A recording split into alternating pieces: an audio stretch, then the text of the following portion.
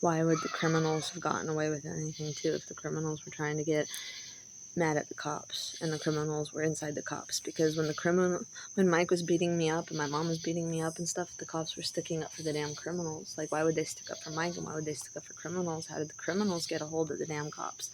How did the cops themselves become vile and rancid and wrong? And how in the world are they unlawful? And why are they arresting people for Delta out here because it's legal here? And why in the world? It's like, I wouldn't stay in North Carolina if weed wasn't legal anyway. I like weed. Like, the fuck, man?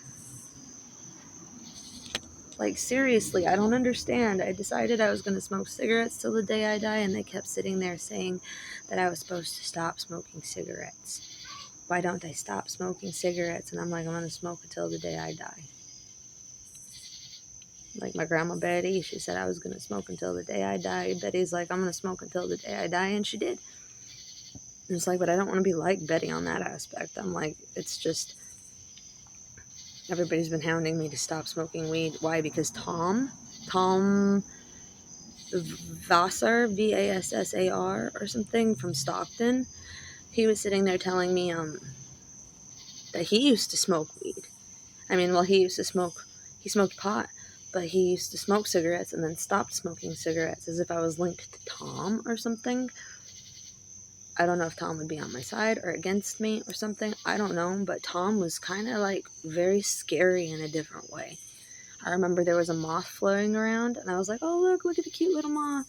And then the moth, like, stopped and then, like, attacked me and then fell to the table. And I'm like, oh, no, it's dead. And I started getting all sad, and Tom looked at me, and he's just like, I can't even do it. He had this face, but the one over there in Dunn, I think he saw the Tom, whatever the fuck was in Tom. He called himself an energy manipulator. That's what Tom said. But I didn't understand who that was. Tom's just being him, and I'm not sure if it was Tom or if it was someone talking through Tom to me or something. I don't know, but he called himself an energy manipulator, and that moth wasn't dead. He, like, it sprung back up and it came back to life, and I'm like, oh, but it, like, was just crawling around. I'm like, oh, look at the cute moth. It attacked me, then fell flat on its back, and I was like, oh no, it's dead. And then it's like Tom was controlling that shit or something, or whatever the fuck was inside of Tom. And then it's like he was nothing but a meth addict, and he smoked pot and meth and stuff. And it's like I didn't know who they were, but he was living with my cousin as a roommate. And my cousin, Joshua Lozier, kept calling himself Jesus, but that was 8 years ago. That was before the surrender and everything. And my mom kept sitting there saying, don't you go out there. Don't you go out there. Don't you go out there. You need to come home. You need to come home. I'll shut off your phone service if you don't come home, if you don't get out of California. If you don't get out of California, I'll shut off your phone service. They were trying so hard to get me out of California for some reason 8 years ago. And after the surrender, it's okay for me to go now or something. I don't know. But it's like I would have went to California. But the energies in California changed all over the place. I mean, like, I couldn't recognize California. It used to be different. The people used to be a bit different. And it's like I don't really remember. And then same thing with, like, Colorado. The places were completely fucking different than I remembered them. And I have videos from my old phone on there from the places in those areas, and they're completely different, as if I walked into a different damn dimension or something. And it's like, that's the life I have to fucking live with. I just don't understand. And then I remember Mike sitting there, my Uncle Mike, he was sitting there and he started freaking the fuck out because I kept all my old phones.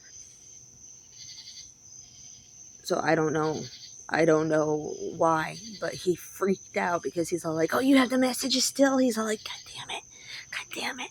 And the thing that was inside of Keith Percy was inside my Uncle Mike.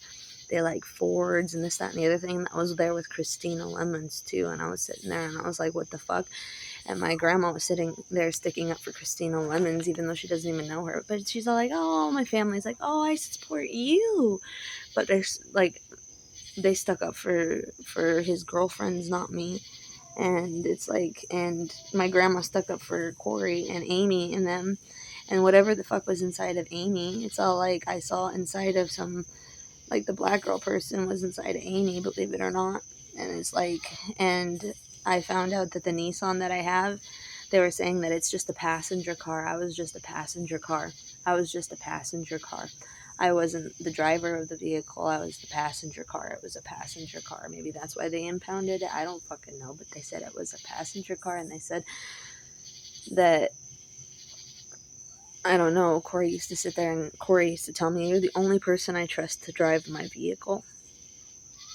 And I don't know what the hell he meant by that.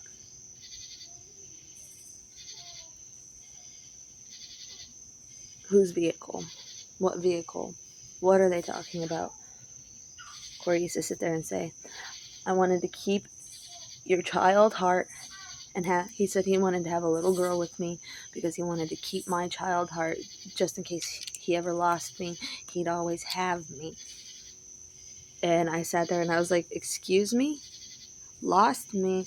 He'd always have me? Was it like Paul or was that like... I don't fucking know. I don't fucking know who that was.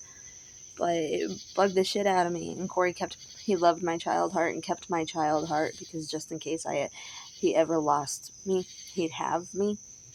And then he got mad. And same thing with Rose, which is the Blues or whatever. I don't know. Rose changed afterwards.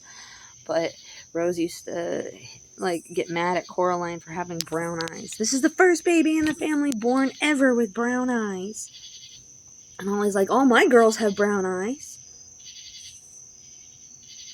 And I sat there and I'm like, what did that fucking shit why did that fucking shit matter? And I was just like, Coraline was beautiful. Brown or blue eyes. And I just remember that there was somebody in Phoenix that sat there saying, why don't I have blue eyes? I want blue eyes. But that was a long time ago when I was 11. And then it was weird because a lot of the, no offense, black girls, they would run their fingers through my hair. Even in New Mexico, they would just sit there running their fingers through my hair and saying, I wish I had your hair. I wish I had your hair. I was like, what the living shit? I was just a kid. I don't know how. And then he's all like, oh, it's because his past, present, and future collide. We went way back in time. That's like the Speedway and this, that, and the other thing. And they tried saying that it was me who did. When it's David, Michael, and Corey.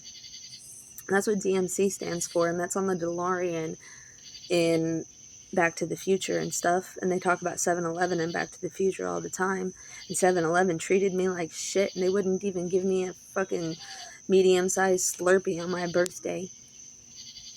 It's like in the Speedway accounts were those car people.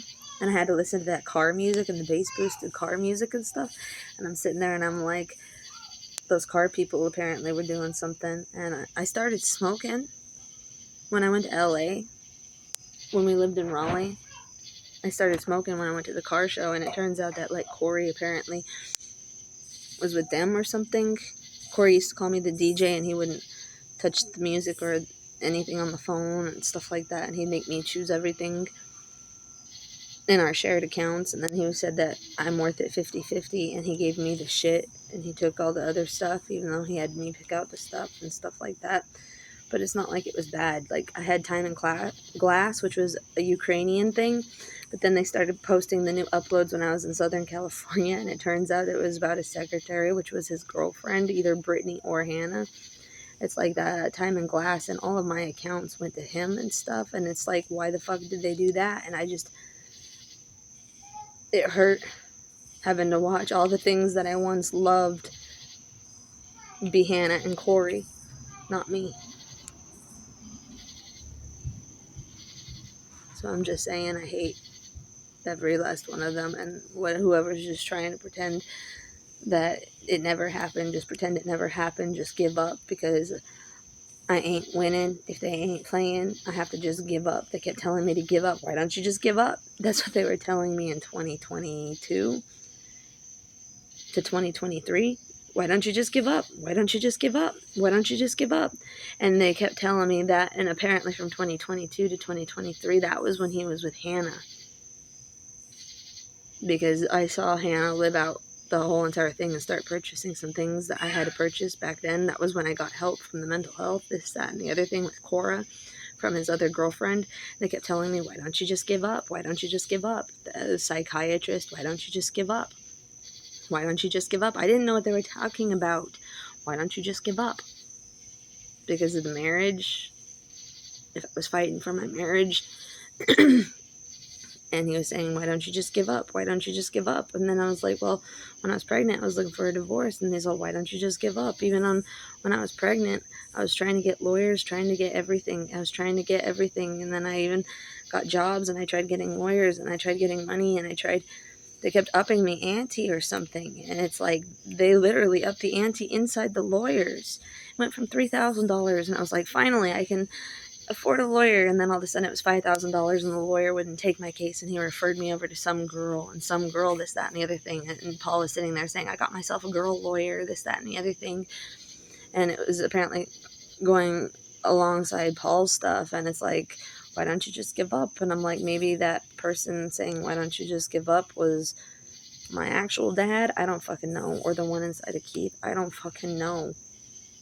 And it's like, I'm not Paul's kid. And if I have to get DNA paternity tests, of course I'd do that. And if they want paternity tests for Coraline and stuff like that to figure out who her dad is, and they were trying to say that it was for Skylar and Coraline and April. It was for April that I was trying to figure it out. Like, I don't know. It's like, they're both Corey's kids. Why do I need paternity tests? They were in wedlock. Both kids were conceived in wedlock. So I don't understand. And I don't understand why I got bashed by everybody, being called a little whore because the kids weren't his kids, and why they were saying that I was going to have a black little boy. What color is it? What color is it? What color is it? What color is it? And then they kept going after me like I had a little boy in New Mexico and everything, like Hannah, as if I was Hannah. And that person that, you ain't winning if I ain't playing. Cora loves my truck. That was Hannah, and that person in New Mexico. And half the videos I posted when I was in New Mexico were what was inside of Hannah. It's like, so why in the fuck did Corey and Hannah do that? And they were trying to bash on me, and they were trying to bash on Christina, and then they tried pretending that they were against Corey and Hannah, but the things inside of me were inside of Corey and Hannah against me while I was pregnant and stuff like that. It's like, I don't understand why Corey would deceive me so fucking badly. But then again, Corey's all like, I'm nothing but an asshole. He said kids don't like me, and he said there's nothing worse than false hope. And he would tell me things like that all the time. If you want to look for sympathy, look between shit and syphilis in the dictionary. And he'd say that his mom raised him like that. Cut the cord, cut the umbilical cord. That was Joe. Joe is his mom's abusive boyfriend, this, that, and the other thing. Some abusive biker boyfriend that says you have to cut the umbilical cord and stop relying on your mom, this, that, and the other thing. And it's like, but he was sitting there and he's like, I disconnect myself from everybody. And I was all like, I don't know how you could be alone. I used to sit there and say I admired him for going to work every day. I used to say he was my rock and my stone, and I admired him for being able to get up and go to work every day, because it was physically hard for me, but that's also because it wasn't the job that I liked. I mean, I love driving around and stuff, so I mean, that was actually, DoorDash was a decent job. And it's a decent job, and I only did 4 DoorDashes so far, but I mean, that was actually pretty fun. And it's like stuff I like doing anyway, but it's like, at the same time, it's like, I don't know what to do, because I shouldn't have had to get a job, and I shouldn't have had to be on the streets. I shouldn't have had to be in domestic violence shelters. I shouldn't have had to be in any of that stuff, because Corey is still my legal husband, and he should have been paying child support and everything, but he wasn't. And I don't understand why the child support offices were sticking up for Corey. And I don't understand. I don't know if they were sticking up for Corey. Some of them might not have been. But it's like, I don't understand. They were able to look up Hannah's employer information and tell me about Hannah getting child support and asking for more when I was applying. They were saying when I was applying as Hannah asking for more child support. I didn't even get child support. That's what they said in Columbia with the Purple Heart lady.